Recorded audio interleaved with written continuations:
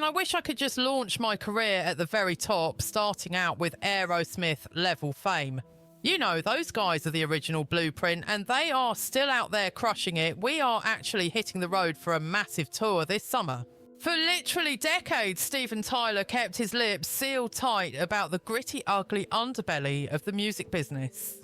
But recently, the rock icon dropped a bombshell that shook his fan base to the core, explicitly listing 5 fellow musicians he absolutely despised sharing oxygen with. So what actually went down when the cameras stopped rolling and the stage lights dimmed? Who exactly made the cut on Steven Tyler's blacklist, and why on earth did he wait literally decades to finally spill the tea?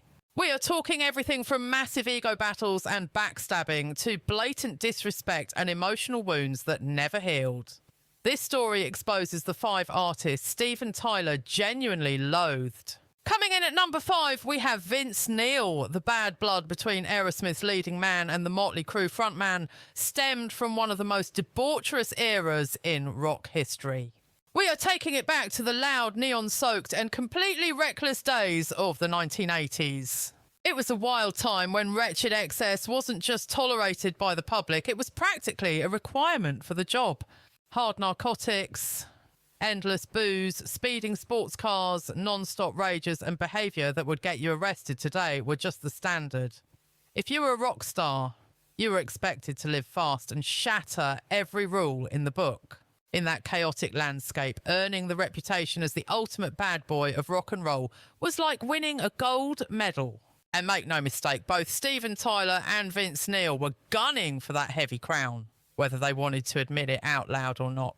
When they were both sitting on top of the world, these two were powerful alpha males commanding some of the biggest bands on the planet. Aerosmith had already cemented their legend in the 1970s, but fast forward to the 80s, and the band was scrapping to stay relevant while fighting a losing war against heavy substance abuse. Then you had Motley Crue representing the new school, a louder, trashier and hungrier generation of glam metal. Dangerous, provocative and always splashing across the tabloids, Vince Neil rapidly turned into the poster child for that hazardous lifestyle. To the legions of fans and the press, he looked unpredictable, completely fearless and like a train waiting to derail.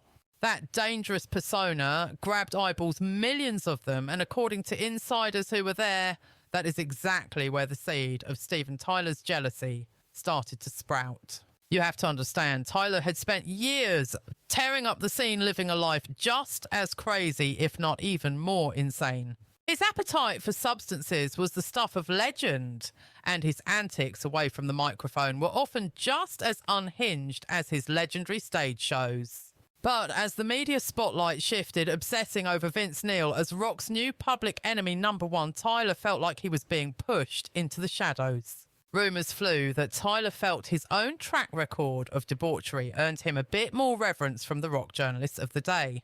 From his perspective, he wrote the book on this lifestyle way before it was trendy, and now some new kid was taking all the credit for it. As the two supergroups bumped into each other at festivals and industry parties, the tension got thick enough to cut with a knife. Guys who worked security on those old tours have said that whenever they were in the same room, it felt like a silent competition was happening between the two singers. It was a constant battle to see who could be louder, wilder, and more jaw-dropping than the other guy.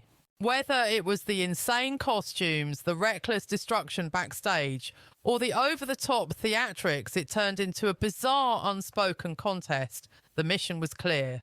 They both wanted to be known as the most dangerous human being in the building, but Steven Tyler apparently felt there was a massive distinction between his chaos and Vince's. He felt that Vince Neil's bad boy act was scripted, choreographed, and blown out of proportion just to sell records. In Tyler's head, Neil was just cosplaying a rebel, whereas Tyler was the genuine article. Tyler viewed himself as a guy who had spiraled into the darkness naturally, not someone using it as a marketing gimmick. To him, that made everything Neil did feel plastic and insulting to the cats who were actually fighting for their lives against addiction. Tyler allegedly ranted that these manufactured stunts cheapened the whole vibe of what real rock and roll rebellion was supposed to be. The dynamic shifted drastically toward the close of the 1980s when Steven Tyler made a choice that saved his life. After decades of using, he decided to get sober That wasn't a walk in the park. It took serious soul-searching, iron willpower, and a lot of hard work. For Tyler, getting clean didn't mean quitting rock and roll. It meant he wanted to live long enough to enjoy it. He knew you had to grow up if you wanted a career that lasted. Vince Neil, on the flip side, kept the party train rolling at full speed.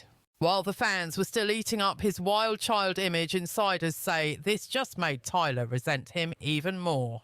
People from the recovery community have claimed Tyler threw some serious shade at Neil for not having the discipline to rein it in. Tyler reportedly believed that true strength was knowing when to change. The way he saw it acting like a wrecking ball well into your adult years wasn't rebellious anymore. It was just plain irresponsible. He felt that a legitimate rock star needed to know when to drop the teenage act and evolve. The feud got way darker and more personal after Vince Neil's infamous drunk driving crash, which ended in a horrific fatality. That tragedy sent shockwaves through the entire industry and forced everyone to look at the ugly consequences of that lifestyle. According to the suits and executives running things back then, this was the breaking point for Steven Tyler's criticism. Tyler reportedly told his inner circle that Neil's behaviour wasn't just bad for him, it was staining the reputation of rock music for everyone. Tyler firmly believed these messy scandals made it incredibly tough for musicians who had actually cleaned up their act to get any real respect from the mainstream crowd. For Tyler, getting sober wasn't just a personal win. It was part of a massive crusade to completely flip the script on how rock stars were viewed by the public. He was desperate for Aerosmith to be seen as a professional, reliable and evolving powerhouse, not just another group of burnouts trapped in chaos. And in Tyler's eyes, Vince Neil's non-stop drama and legal troubles were a direct threat to all that hard-earned progress. He was terrified that getting lumped in with that kind of reckless behaviour would confuse the fan base and totally wreck Aerosmith's new vibe of growth and responsibility. Word on the street from old-school radio execs is that Tyler didn't just stew about it. He actually made professional moves to distance himself. Rumour has it that during heavy promo tours, he allegedly strong-armed stations to keep Motley Crue off the airwaves while Aerosmith was in the building. His argument wasn't about the tunes being bad, it was entirely about protecting the brand's shiny new image. Tyler apparently felt that linking his band to Neil's self-destructive spiral sent a terrible message to the public and the industry. He needed the fans to see Aerosmith as survivors who had conquered their demons, not as party animals who were still out there glorifying the mess. This beef was fueled by massive egos, sure, but it also showed two totally different roads. Vince was still living that dangerous, lawless glam metal life to the fullest. Meanwhile, Steven Tyler, having almost lost it all, decided to pivot towards survival growing up and totally reinventing himself for the long haul. And just when you figured this rivalry couldn't possibly get any more tense, the next showdown involving Steven is even more alarming. Let's dive right into the next one. Coming in at number 4, we have the wild child, Sebastian Bush. Steven Tyler's long-standing beef with Skid Row's frontman Sebastian Bach turned into one of the juiciest and most talked-about rivalries of the late 1980s. But let's be real, this was way more than just two lead singers butting heads over microphone stands. It was a loud, chaotic symbol of just how cutthroat, insecure and unforgiving the hair metal scene had become right at its absolute peak. Beneath the massive hairspray clouds, tight leather pants and screaming fans, a savage war was raging for relevance and survival in the industry.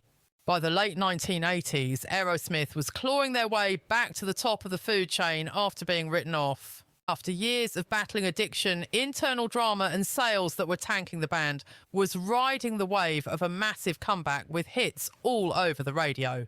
Arenas were packed to the rafters again, and Steven Tyler was back on his throne as one of rock's ultimate frontmen and most iconic voices. And for Tyler, getting back to this point wasn't luck. It was blood, sweat and tears that he wasn't about to waste.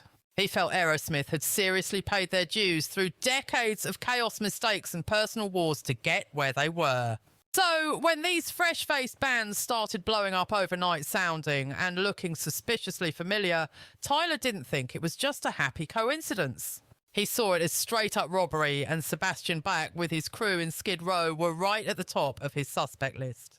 With Buck's flowing blonde mane, those high-pitched screams and his wild stage antics, Skid Row became instant superstars virtually overnight. They were pulling in massive crowds of kids hungry for that flashy emotional rock, and to many, Buck looked like the shiny new future of the genre.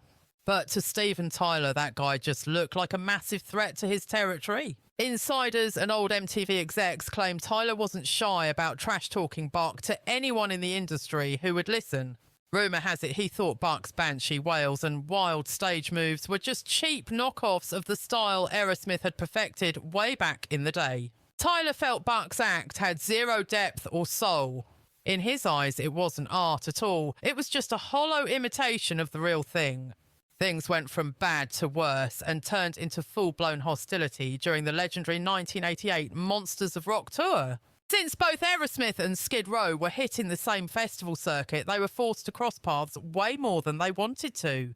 The backstage vibes, which should have been a party, turned into absolute pressure cookers of massive egos and silent resentment. Former roadies and crew members have spilled the tea on some seriously awkward and tense showdowns that happened behind the curtains. Tyler allegedly got in Buck's face, accusing him of ripping off his mic stand tricks, his dance moves, and his entire stage persona.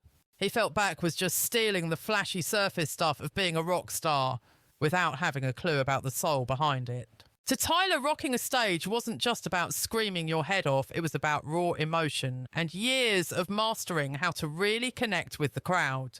He thought Buck was trying to shortcut the hustle, jumping straight to fame by copy-pasting what legends had already built over decades. And that belief just threw more gasoline on the fire of his anger toward the new kid on the block. Tyler reportedly didn't keep this to himself, happily spilling his guts to music journalists about his feelings on the matter.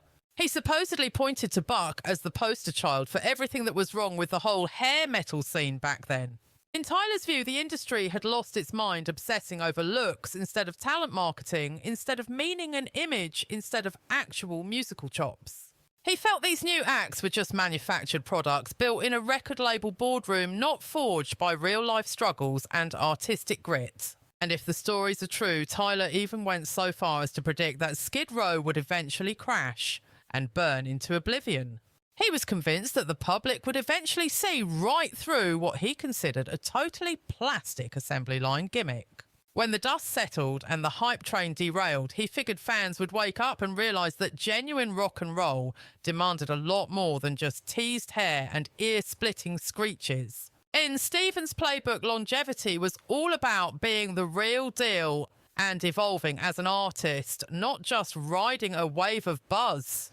Things got significantly nastier when the tabloids and rock mags started drawing parallels between Sebastian Bach's pipes and Steven's own legendary vocals. While the fan base might have gotten a kick out of the similarities, word on the street is that Tyler took those comparisons as a direct slap in the face.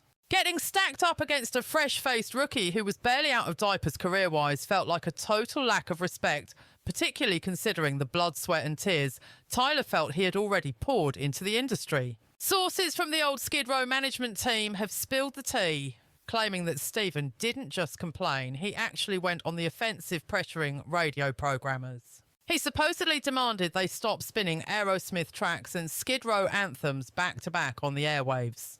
The rumour is he claimed the sonic resemblance was messing with the audience's heads and watering down the unique brand identity Aerosmith had spent years building. For the frontman, his band was a rock institution with a deep storied history, and he wasn't about to let that legacy get muddied up by constant associations with some up-and-coming copycat act.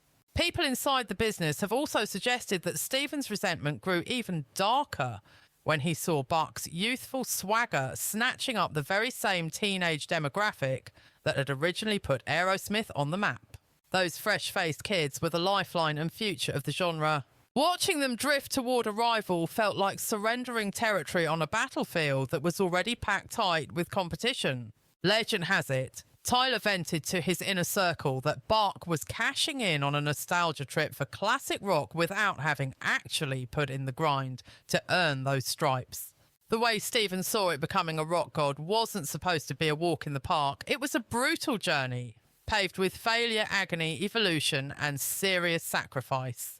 He held fast to the idea that legitimate icons honed their craft over decades, taking their lumps and learning the hard way. On the flip side, he viewed Bach as a flash in the pan who skyrocketed to fame way too quickly, relying on flashy outfits and theatrics to skip the line without properly paying his dues. Conversely, plenty of spectators and die-hard rockers felt this whole feud screamed of insecurity and fear rather than any actual concern over musical imitation. But if you think the bad blood between Tyler and Bach is cold, just wait until you see the lengths a massive ego will drive someone to when their throne is threatened. Coming in at number 3 is the legendary friction with Joe Perry. The war between Stephen and Joe wasn't something that just popped up out of the blue.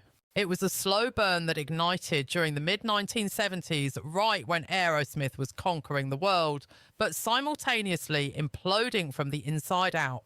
You had two guys in their prime, young, insanely gifted and absolutely bursting with self-assurance. But that swagger frequently spilled over into massive arrogance. Both of them were convinced their artistic vision was the only one that mattered, and neither was willing to play second fiddle. Insiders who were in the trenches with the band back then have painted a pretty chaotic picture. This titanic clash of egos turned into arguably the single most devastating hurdle Aerosmith ever had to clear. Back in the glory days, Stephen and Joe were viewed as an unstoppable force. The press dubbed them the Toxic Twins, a moniker that perfectly captured their electric musical chemistry and their reckless, self-destructive lifestyles. Stephen was the quintessential frontman, loud, flamboyant, sharp-tongued, and possessing a persona that filled the entire room. Joe, on the other hand, was the stoic guitar god, cool as ice, who trusted his gut instincts above all else when it came to the music. Initially, that yin and yang dynamic was the band's superpower. Tyler brought the theatrics and the lyrical punch, while Perry laid down the heavy, dirty riffs that defined their raw sound.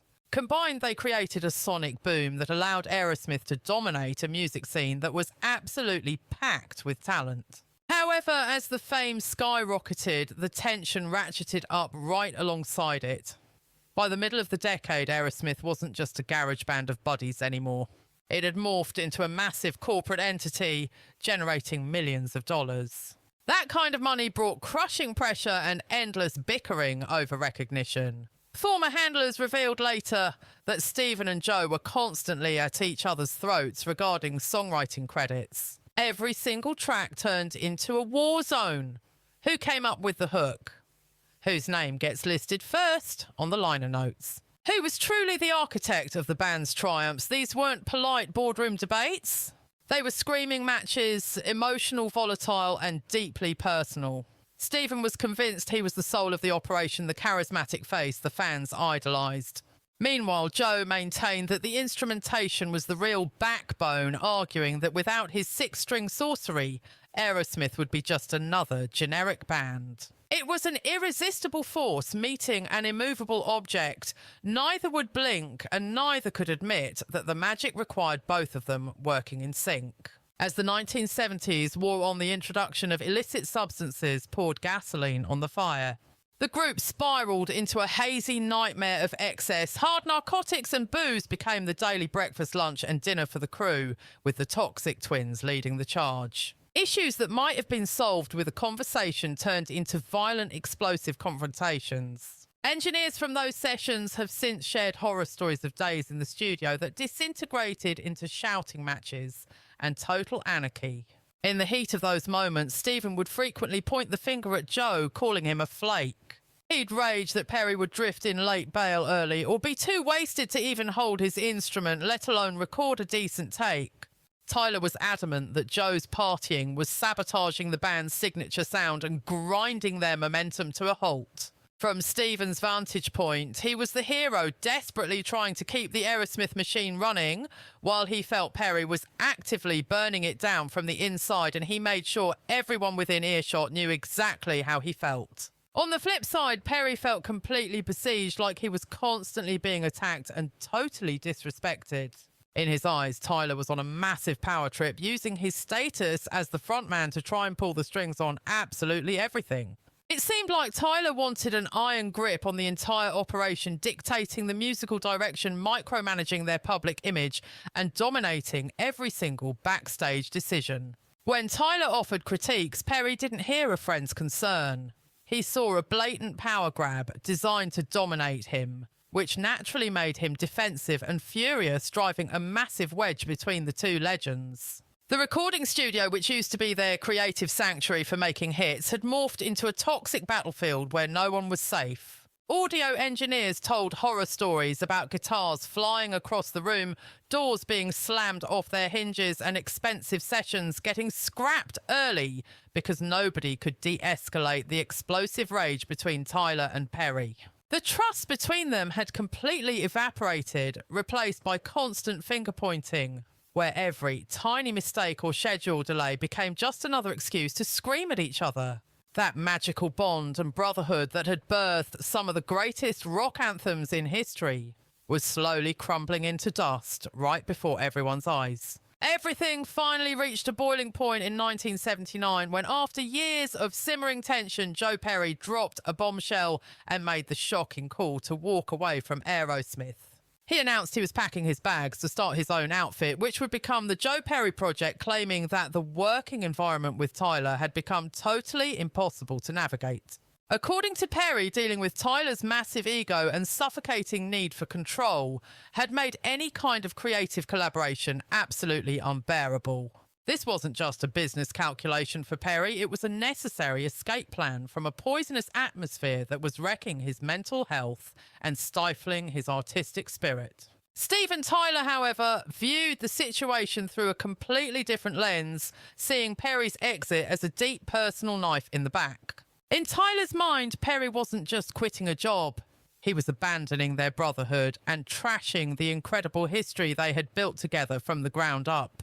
He felt like he was being left high and dry at the absolute worst possible time, right when the band was spiralling downward with heavy addiction battles, nasty legal drama, and fading record sales. Tyler took the departure incredibly personally, wearing his emotions on his sleeve and refusing to mask the fury he felt toward his former partner. For years following the split, Tyler went on the offensive in interviews, making bitter remarks and openly questioning whether Perry ever had any real loyalty or commitment to the cause. He insinuated that Perry was acting selfishly and had bailed out the second things got tough, turning that famous sharp tongue, usually so entertaining for the fans, into a brutal weapon behind the scenes. While some people appreciated his no-filter approach, that brutal honesty was a double-edged sword that ended up creating a lot of enemies along the way. Perry definitely wasn't the only one caught in the crossfire of Tyler's harsh words, but he was certainly the one who took the hardest hits and felt the impact the most. This wasn't just a private spat between two guys. The feud sent shockwaves that damaged their relationship and hurt the entire Aerosmith ecosystem, from the crew to the fans. The fan base was left totally confused and split down the middle, with one camp siding with Tyler, convinced that the band required his intense style of leadership to survive. The other half rallied behind Perry, arguing that the music had lost a vital piece of its soul the moment he walked out the door. Aerosmith struggled mightily during this dark era. Without Perry's guitar work, the band released albums that just couldn't capture that old magic, causing their popularity to take a serious nosedive.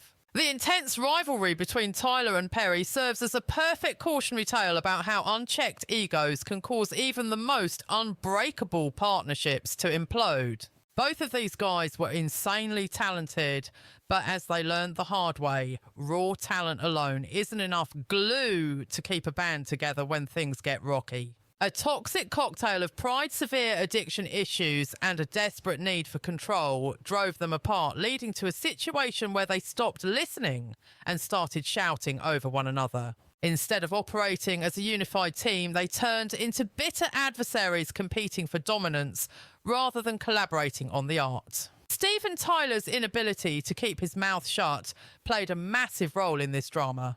While that raw honesty made him a compelling frontman, it also inflicted deep, long-lasting scars on everyone around him.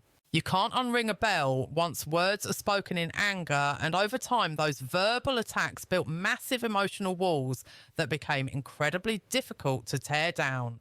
While their falling out was tragic for the Aerosmith saga, there's another equally messy and confusing clash looming right around the corner. Let's dive deeper into the chaos with number 2 on our list, the one and only Mick Jagger. Steven Tyler's decades-long shadowboxing match with Rolling Stones frontman Mick Jagger stands as one of the most gossiped about rivalries in the entire history of rock and roll. This tension simmered for literal decades, quietly forcing rock royalty to pick sides and creating some seriously awkward vibes behind the scenes of the music business.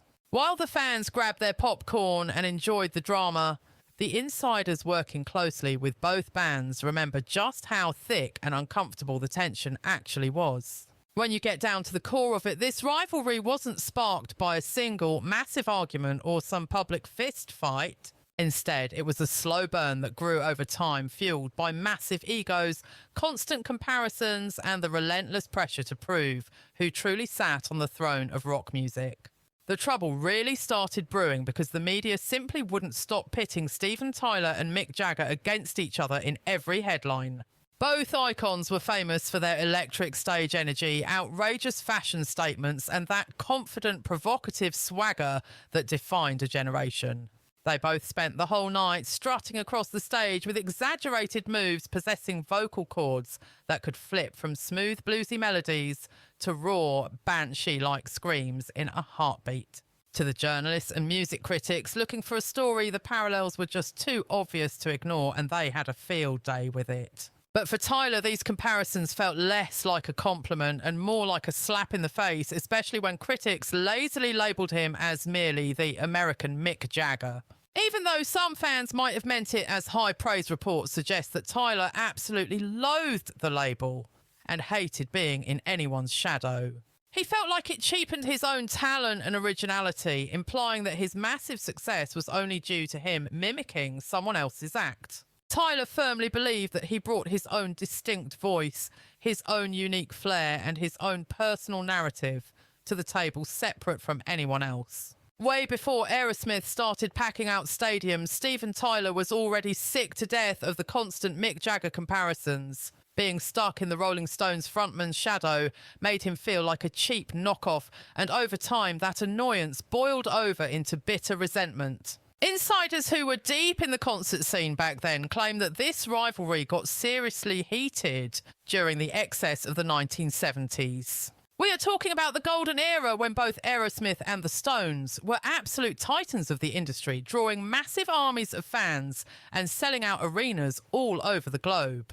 It wasn't just about the music, they were literally fighting over the same turf, competing for the same tour dates, legendary venues and prime festival slots. Concert promoters were stuck in the middle, forced to pick which rock gods got top billing, and those high-stakes decisions sparked some serious friction between the camps. Rumour has it, Tyler was working overtime behind the curtain, aggressively arguing that Aerosmith had earned the right to headline over Jagger and his crew. Booking agents have since spilled the tea, recalling moments where Tyler would trash-talk the Stones, claiming they were way past their prime.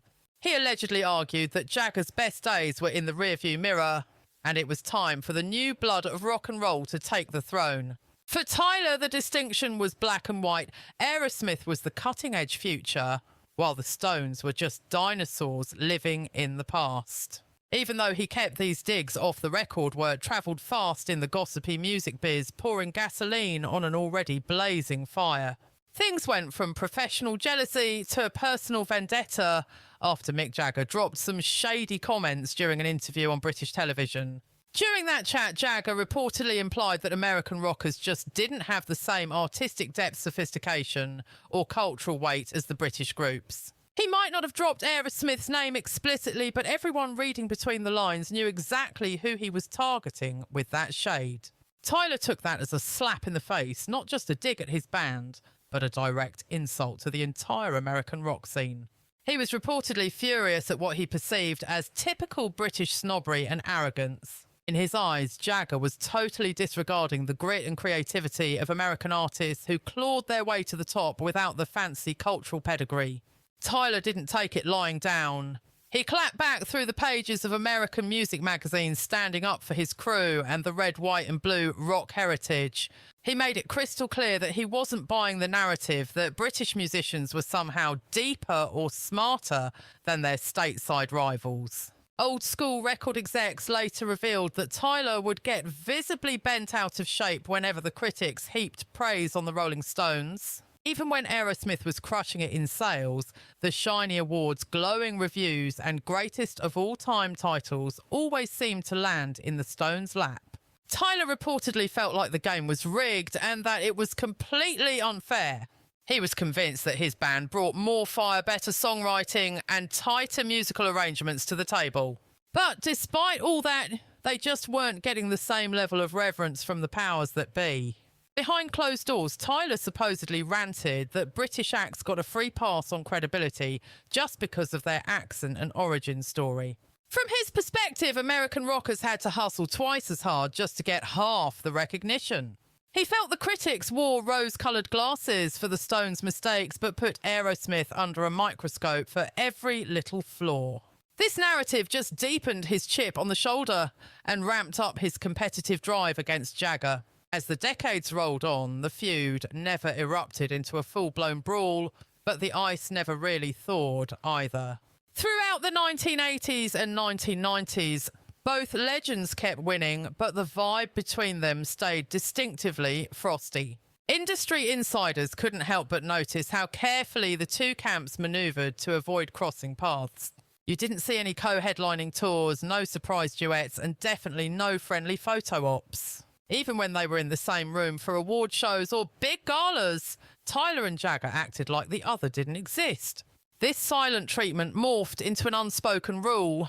Everyone knew the bad blood and decided it was safer to stay in their own lanes than risk a blow-up. While other rock icons eventually buried the hatchet for a quick buck or a moment of glory, Tyler and Jagger kept their distance with a respectful but chilly standoff. But moving on from the Tyler versus Jagger Cold War, there is an even more volatile feud waiting in the wings for 2026. Let's pull back the curtain on the next one. Coming in at number 1 on our list is Axl Rose. The beef between Steven Tyler, Aerosmith's flashy frontman, and Axl Rose, the volatile leader of Guns N' Roses, goes down as one of the craziest clashes in rock history. It all kicked off back in the late 1980s, right when both vocalists were sitting at the absolute peak of their game. They were locked in a fierce battle for the title of the ultimate rock and roll frontman. Both guys were massive personalities with electrifying stage moves and vocal ranges, powerful enough to shatter glass and shake arenas to the ground. Naturally, with two alpha dogs roaming the same territory, the comparisons were bound to happen. Music journalists thirsty for drama and magazine sales were constantly pitting their vocal chops against each other. They analysed everything from their manic stage energy to their command over screaming crowds of 50,000 people. Every single review interview snippet and award show appearance just threw more gas on the fire of their unspoken competition. And according to the crews who lived on tour buses with these guys, the tension between Tyler and Rose didn't stay quiet for very long. Ask any of the old school roadies or former tour managers and they will tell you the same story. Whenever Aerosmith and Guns N' Roses ended up on the same bill, things got ugly fast. Steven Tyler reportedly had zero patience for Axl Rose's notorious backstage antics and questionable lifestyle choices. The biggest issue was Axl's chronic inability to show up on time and his insane list of backstage demands, which Tyler saw as way more than just a quirky personality trait. It created a domino effect that wrecked the entire production, leaving desperate promoters scrambling to fix schedules when the headliner decided to show up hours late. For a guy like Tyler, who had spent decades cultivating a reputation as a reliable machine on stage, watching this unfold was absolutely infuriating. Rumour has it that he felt Axl's behaviour was a massive slap in the face to the paying audience who waited hours in the rain. Beyond that, he believed it made the entire genre of rock and roll look sloppy and amateurish to the rest of the world. Everything finally exploded backstage at the 1991 MTV Video Music Awards, a night that historians now view as the definitive moment their rivalry turned toxic. With both frontmen in the same building, multiple eyewitnesses described a tense, screaming match that erupted behind the scenes. Allegedly, Tyler marched right up to Rose and started lecturing him about what it actually means to be a professional and show some respect to the fan base. Insiders claim Tyler did not mince words, unleashing years of pent-up aggravation in a stinging dress down directed squarely at the younger singer. Axl, never one to back down from a fight, reportedly fired back by calling Tyler a dinosaur who was just jealous and trying to stay famous by bashing the new generation. Even though the security teams kept it from getting physical, the story of that shouting match became an instant legend among industry insiders. Once the cat was out of the bag, Tyler stopped engaging in pleasantries and started airing his grievances to anyone who would listen. He went on radio shows and sat down with magazines, bluntly stating that Rose simply did not have the discipline or the grit required to maintain a career in this business.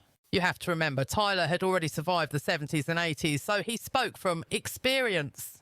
He understood better than anyone that raw talent is cheap. Real survival takes laser focus and the willingness to function as a unit. He allegedly went on record predicting that Guns N' Roses was a ticking time bomb that would eventually implode.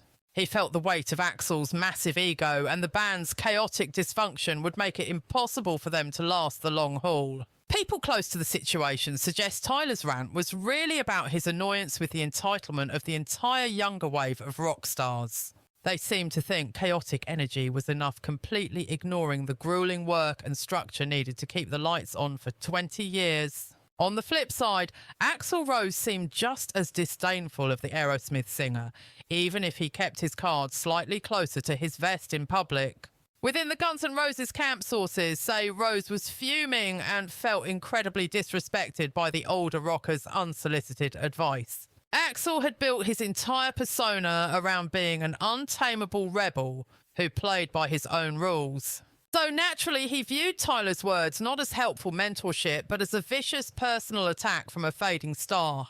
As the years rolled on, the bad blood curdled, affecting how they dealt with the industry and even how they treated each other's fan bases.